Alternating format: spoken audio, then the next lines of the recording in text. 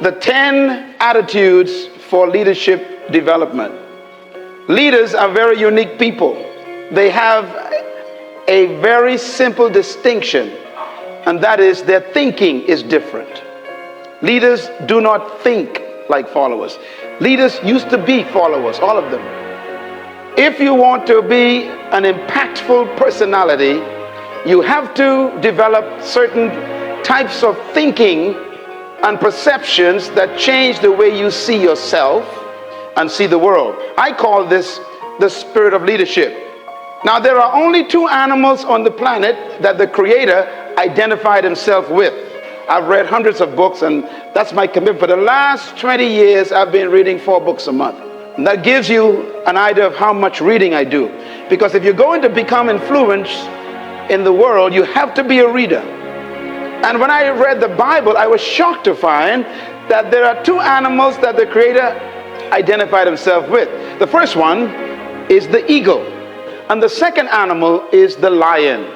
And when I identified those two animals as his favorite to identify himself with, I recognized I better study these two animals, because if he is the leader of the universe and I want to be a leader on earth, I better find out the nature of these animals and also the attitude of these animals. And I discovered that both of them are the kings of their domain. The eagle is the king of the bird kingdom, and the lion is the king of the animal kingdom. Well, I want to talk about the lion today, even though I can do a session on the eagle, which is very important. But let's talk a little bit about the lion. The lion has what I call the spirit of leadership. And this word spirit here is referring to attitude. A leader has an attitude that makes him or her different from followers. And the lion exhibits that attitude. We have to cultivate the same attitudes that the lion has, because the lion apparently has been given the same attitudes that God himself identifies with, and he put it in these creatures. And apparently you and I are supposed to be the king of the animal kingdom, the rulers of all animals. So obviously we have somewhere trapped on the inside these same potential attitudes. Now, the lion is the king of the jungle, but the lion to me is a great source of encouragement to all of us. Number one, the lion is not the tallest animal in the jungle. Number two, the lion is not the largest animal in the jungle. Number three, the lion is not the heaviest animal in the jungle. Number four, the lion is not the smartest animal or the most intelligent animal in the jungle.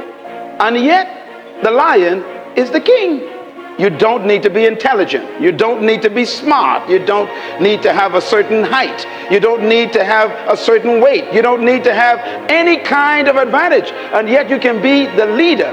Now, what's the main thing that shocks me with the lion is that the lion is not larger than the giraffe, bigger than the elephant, or heavier than the hippo. He's not as smart as the hyena or the snake. And yet, when he shows up, they all run away. The lion, therefore, cancels all of your excuses for not becoming a leader.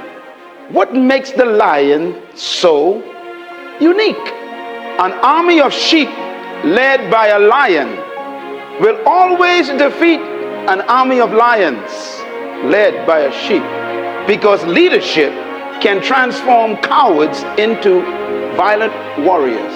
Why would a lion become the king of the jungle when he has all of those limitations? He's not the tallest, not the strongest, not the smartest, not the heaviest, not the most intelligent, but yet he runs things.